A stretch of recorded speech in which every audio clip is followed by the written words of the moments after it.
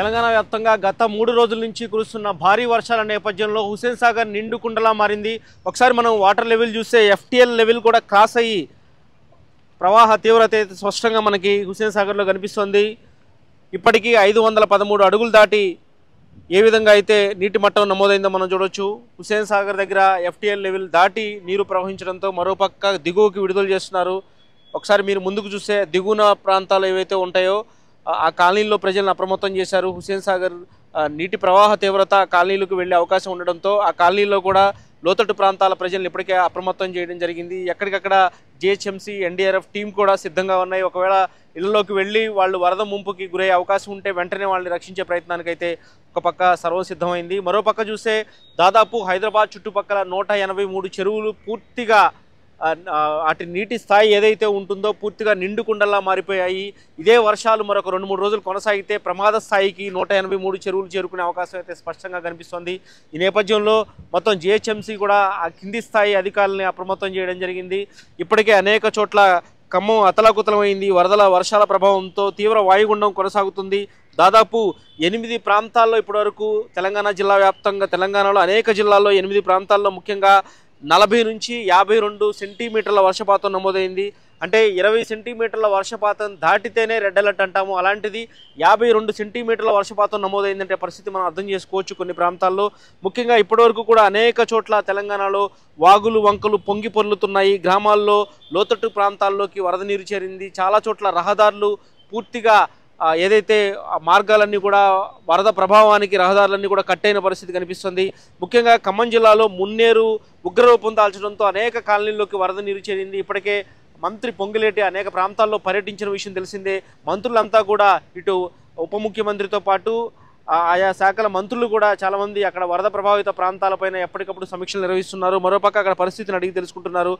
ఖమ్మంలో దాదాపు పరిస్థితి అయితే తీవ్రంగా కనిపిస్తుంది తెలంగాణ వ్యాప్తంగా చూస్తే. మరోపక్క ఇప్పటికే సీఎం రేవంత్ రెడ్డి కూడా ప్రకటించారు, ఎవరైతే వరదల్లో మృతి చెందారో వారి కుటుంబాలకు 5 లక్షల రూపాయల నష్టపరిహారం అందించే విధంగా కూడా ఇప్పటికే ప్రకటించడం జరిగింది. దీనికి సంబంధించి ఆయా జిల్లాల కలెక్టరేట్లు కూడా 5 కోట్ల రూపాయల ఫండ్, ఒక్కొక్క కలెక్టరేట్కు 5 కోట్ల రూపాయల ఫండ్ అయితే ఆయన రిలీజ్ చేయడం జరిగింది. ఈ విధంగా మున్నేరు ప్రభావం అనేది స్పష్టంగా మనకి ఖమ్మం జిల్లాలో కనిపిస్తుంది. మరోపక్క చూస్తే ఈ వర్షాలు ఇంకా కంటిన్యూ అయ్యే అవకాశాలు అయితే కనిపిస్తున్నాయి. ఇప్పటికే నిజామాబాద్ పరిధిలో అనేక చోట్ల వాగులు ఉధృతంగా ప్రవహిస్తున్నాయి. ఇప్పటికే ఒర్రెవాగు ఉధృతితో చాలా చోట్ల రాకపోకలు నిలిచిపోయాయి. మరోపక్క చూస్తే సూర్యారావుపేటకు సంబంధించి అనేక చోట్ల ఇంకా వరద ప్రభావంతో ఇప్పటికే భారీగా పంట నష్టం జరిగింది. సాగర్ ఎడమ కాలువ తెగడం వల్ల చాలా చోట్ల 100 ఎకరాలు కూడా నష్టపోవడం జరిగింది. రైతులు సూర్యాపేట జిల్లాలో 30 సెంటీమీటర్లకు పైగా వర్షపాతం నమోదవుతోంది. దాదాపు ఈ మధ్యకాలంలో ఆ ప్రాంతంలో కురిసిన వర్షంతో పోలిస్తే ఎక్కువ వర్షపాతం అనేది ఈసారి నమోదైందని చెప్పవచ్చు. దాదాపు ఇప్పటి వరకు కూడా ఈ వర్షాల ప్రభావం కానీ ఎడతెరిపి లేని వర్షాల కారణంగా అనేక చోట్ల రైల్వే ట్రాక్ అనేది తెగిపడడంతో దాదాపు సికింద్రాబాద్, సిర్పూర్, అదేవిధంగా కాగజ్పూర్కి సంబంధించి ప్రాంతాల్లో చాలా చోట్ల రైళ్లు అనేవి రద్దవడం జరిగింది. సికింద్రాబాద్, షాలిమర్, అదేవిధంగా కడప, విశాఖ, భువనేశ్వర్ ఇలా బెంగళూరుకి వెళ్ళే రైళ్లు కానీ రద్దవడం జరిగింది. ఇటు మిగతా ప్రాంతాలకు వెళ్లాల్సిన ప్రయాణికులంతా కూడా స్టేషన్లోనే ఇబ్బందులు పడుతున్న పరిస్థితి మనకు కనిపిస్తుంది.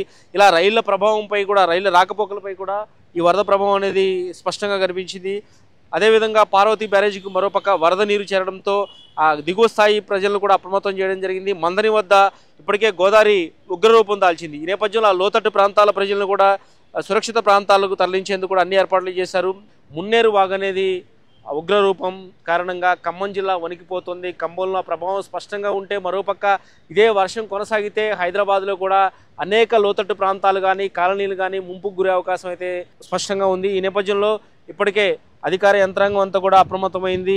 ఈ వర్షాలు ఇంకా కొనసాగే అవకాశం ఉండడంతో లోతట్టు ప్రాంతాల ప్రజలు కూడా సురక్షిత ప్రాంతాలకు తరలించేందుకు ఏర్పాట్లు చేయడం జరిగింది. ఈ విధంగా చూస్తే ఇన్నాళ్ళు కూడా హుస్సేన్ సాగర్ సంబంధించి చాలా చోట్ల నీటి లభ్యత కానీ మరోపక్క వాటర్ లెవెల్ కానీ ఈ స్థాయిలో లేదు. అలాంటిది ఇప్పుడు ఒక్కసారిగా పూర్తి స్థాయిలో ఎగువ ప్రాంతాల నుంచి వస్తున్న నాలాలు కానీ ఆ డ్రైనేజీలు కానీ ఆ నీళ్ళంతా కూడా వచ్చి హుస్సేన్ సాగర్లో చేరుతాయి. కాబట్టి ఒక్కసారిగా నీటి ఏదైతే FTL లెవెల్ క్రాస్ అయ్యి హుస్సేన్ సాగర్లో నీటి తీవ్రత అయితే మనకు కనిపిస్తుంది. ఈ విధంగా తెలంగాణ వ్యాప్తంగా వర్షాల ప్రభావం ఇప్పట్లో తగ్గేలా లేదు. మరోపక్క ఖమ్మంతో పాటు అనేక జిల్లాల్లో వర్షాల తీవ్రత అయితే స్పష్టంగా కనిపిస్తోంది. ఈ వర్షాలు ఇంకా మరింత పెరగడంతో అనేక జిల్లాలను కూడా అప్రమత్తం చేయడం జరిగింది. సీఎం రేవంత్ రెడ్డి ఖమ్మంలో ఉండి స్వయంగా అక్కడ పరిస్థితిని అయితే సమీక్షిస్తున్నారు. ఇదే వర్షాలు కొనసాగితే అనేక జిల్లాలు ఈ వరద ముంపుకి గురే అవకాశాలు అయితే స్పష్టంగా కనిపిస్తుంది. మృతుల సంఖ్య పెరగడంతో పాటు ఆస్తి నష్టంగా కూడా ఎక్కువగా ఉండే అవకాశాలు అయితే కనిపిస్తున్నాయి. శేషు ఏబీపీ దేశం, హైదరాబాద్.